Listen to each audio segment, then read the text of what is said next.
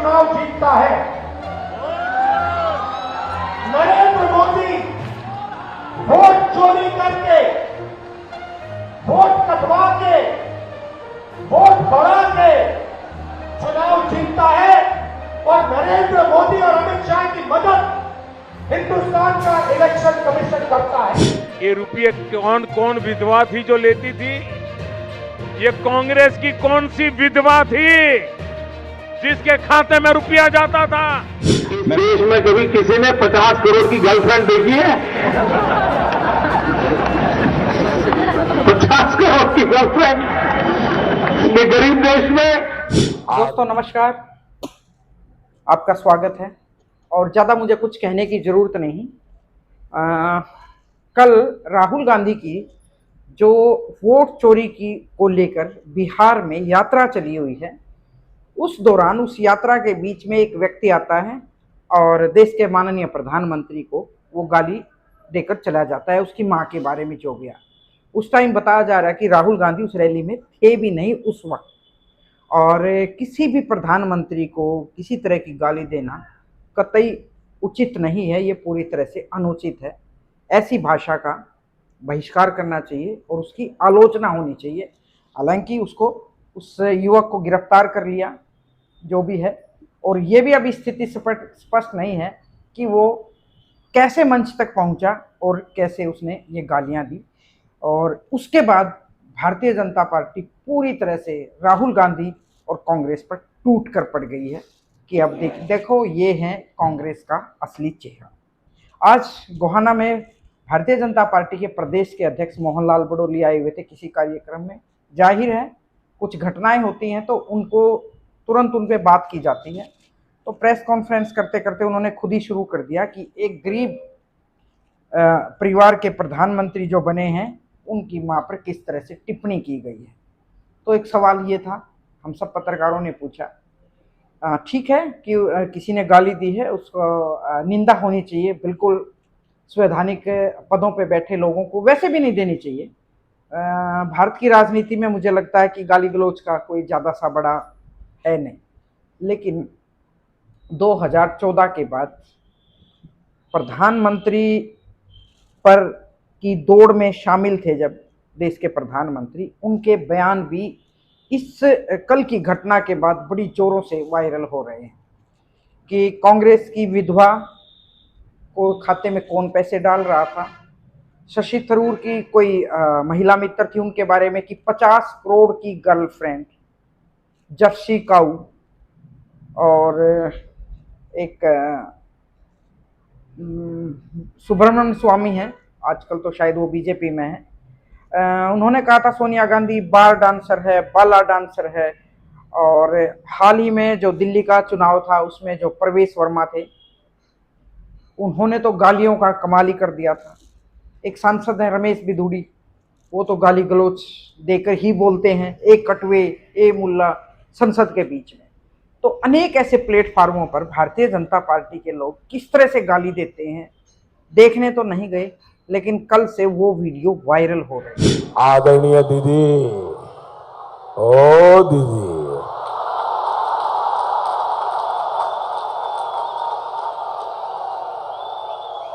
दीदी, ओ दीदी, मैंने कहा था इनकी सबसे बड़ी नेता चुनाव लड़ने की हिम्मत नहीं करेगी, वो डर के मारे भाग जाएगी। और वो भाग करके राजस्थान गई और राजस्थान से राज्यसभा में आई। उग्रवादी सिरे ले रहे हैं, उग्रवादी बोलने नहीं दूंगा कभी खड़ा होगा, ये बता रहा हूँ।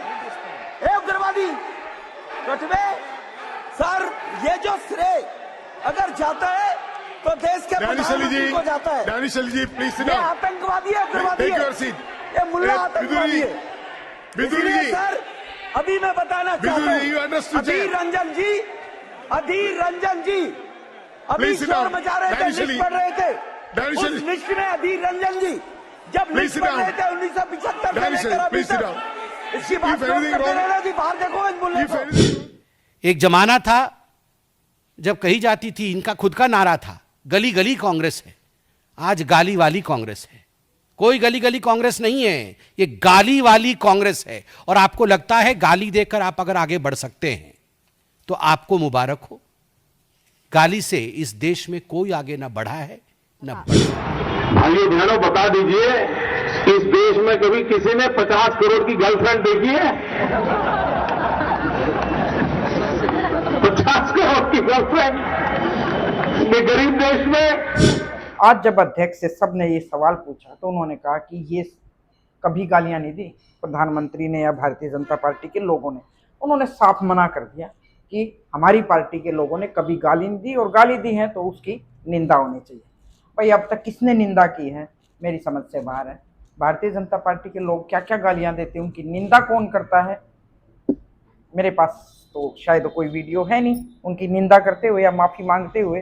जो संसद में बैठे किस तरह की भाषा का प्रयोग कर रहे थे, क्या उस पर भी बीजेपी गौर करेगी? जो भी गैर जिम्मेदारी की भाषा का प्रयोग करता है, जो भी इस प्रकार से अमर्यादित भाषा का प्रयोग करता है, वो सब निंदा के योग्य है। तो आप ही के प्रधानमंत्री ने और हमारे सांसदों ने, हमारे प्रधानमंत्री ने, हमारे मंत्रियों ने भारतीय जनता पार्टी के किसी भी नेता के द्वारा कभी भी इस प्रकार से हल्के शब्दों का प्रयोग नहीं किया गया। वो खुद उन शब्दों का प्रयोग करते हैं, विपक्ष के नेता इन शब्दों का प्रयोग करते हैं। उसके बारे में कभी जब जवाब दिया जाता है तो वो उनका बड़ा। स्मृति ईरानी क्या क्या कहती थी सबको पता है। और पश्चिम बंगाल का इलेक्शन था, दीदी ओ दीदी। मतलब एक इतने बड़े पद पर बैठा कोई व्यक्ति इस तरह की भाषा का इस्तेमाल करता है तो अच्छी नहीं है, और एक परंपरा ही अच्छी नहीं है।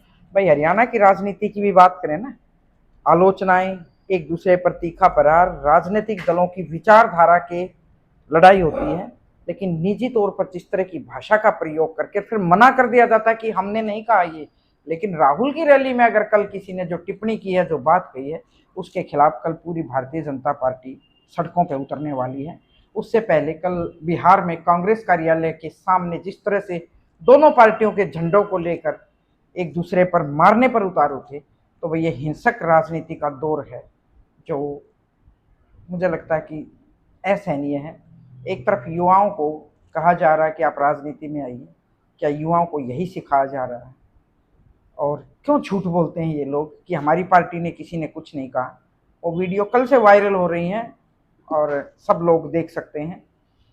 तो इससे बिहार की यात्रा में उमड़ती हुई भीड़ को देखकर मुझे लगता है कहीं ना कहीं कुछ न कुछ तो अंदर अंदर किसी दूसरे राजनीतिक दलों की आशंका हो, इससे इनकार नहीं किया जा सकता।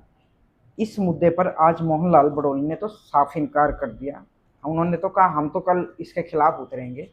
मैंने कांग्रेस के जो विदेशी मामलों के अभी वाइस चेयरमैन बनाए गए हैं और हिसार से पूर्व में सांसद रहे हैं, पहले तो वो बीजेपी में थे, ब्रजेंद्र सिंह से बात की। वो बड़े सीनियर आईएएस भी हैं। तो मैंने उनसे पूछा कि आज यहाँ पे आए हुए थे हमारे मोहनलाल बड़ोली, उन्होंने ये कहा, तो उन्होंने इस पे क्या कहा है वो भी आप सुनिए, क्योंकि वो बहुत दूर बैठे थे तो मैंने फ़ोन पे उनसे बात की। एक खबर में मेरी जो आशंका है या कुछ चीज़ें हैं वो मैं बाद में बताऊंगी। पहले ये देखिए कि मोहनलाल बड़ोली ने कल वाली पहले वाली जो वीडियो वायरल हुई है बीजेपी के, उस पर इतना साफ इनकार क्यों किया, और साफ इनकार किया तो उसके जवाब में ब्रजेंद्र सिंह ने क्या कहा। भाई ये चिंता का विषय हमारे लिए, कोई भी राजनीतिक दल हो, भाई गाली गलौज का तो मुझे लगता है कि जगह नहीं है। राजनीतिक मंचों पे एक दूसरे को आप राजनीतिक विचारधारा को ललकारते हैं, उस विचारधारा के साथ सरकारें बनती हैं और राजनीतिक दल अपनी राजनीति करते हैं। तो देखिए ब्रजेंद्र सिंह ने क्या कहा। शुक्रिया, नमस्कार सर। नमस्कार। हाँ जी नमस्कार। आज एक जैसे कल राहुल गांधी की स्टेज पे कि ये गालीबाज का जो ड्रामा चला हुआ है, जो भी था राजनीतिक, तो उस पे बवाल तो है। आज भारतीय जनता पार्टी के प्रदेश अध्यक्ष मोहनलाल बड़ोली जी आए थे गोहाना, तो उन्होंने कहा, मैंने जैसे सवाल किया कि भी कल इस तरह से चला हो, तो उन्होंने कहा जो राहुल गांधी ने गरीब प्रधानमंत्री की मां को गालियां दी है तो उसके खिलाफ पूरा हरियाणा में हमारी महिला कांग्रेस और प्रदर्शन करेंगे। तो मैं एक छोटी सी तो ये टिप्पणी चाह रही थी आपसे क्या इस तरह की राजनीति में इस तरह की भाषा चलने लगी तो कैसे काम चलेगा? ये बेसिकली भाजपा वाले बौखलाए हुए हैं। जो राहुल गांधी जी की यात्रा वोट चोरी के विरुद्ध बिहार में चल रही है जी, इन्होंने सोचा तो कुछ था, लेकिन वहाँ राजनीति जो है एक अलग करवट ले चुकी है, जिस वजह से, क्योंकि आपने देखा हो यात्रा 17 तारीख से शुरू हुई थी जी, और आज 30 तारीख हो गई जी, सब कुछ बिल्कुल ठीक चल रहा था, कहीं कोई दिक्कत नहीं थी और इनके पास कहने को कुछ नहीं था। जी, तो ये तो यूं रैंडम रिमार्क्स ढूंढते हैं कि किसी के मुंह से कुछ ऐसा निकल जाए जिसको पकड़ के, और फिर ये हमेशा वो जो होता है ना कि मेरे को गाली दे दी, मेरे को गाली दे दी। अरे आप 23 साल से सत्ता में हो, 12 साल मुख्यमंत्री, 11 साल प्रधानमंत्री, अभी भी इनकी पार्टी के यही रोना रोते रहते हैं कि हमको ये कह दिया, वो कह दिया। कभी इन्होंने अपने गिरबान में झाँक के देखा है इनकी क्या भाषा रही है? मतलब वो चीजें कहते हुए भी मतलब शर्म आती है कि जिस तरह की भाषा इन्होंने इस्तेमाल की है और इन्होंने मेरा मतलब है इनके शीर्ष नेतृत्व ने इस्तेमाल की है। जी, जी, जी, यहाँ किसी एक रैंडम व्यक्ति ने जब वो प्रोग्राम खत्म हो चुका उसके बाद की कोई बात हुई है उसको उठा के ये कुछ ढूंढ रहे हैं कि इस यात्रा को किसी तरह से हम प्रभावित कर सकें। जी, तो जी, इसमें कुछ नहीं है। बौखलाई हुई पार्टी का एक बड़ा क्या बोलूं, मतलब देखे ऐसा कदम है जो जब आदमी कुछ सूझ ना रहा हो तो ऐसा ही ढूंढते हैं ये हमेशा। मुद्दे की बात नहीं कर रहे।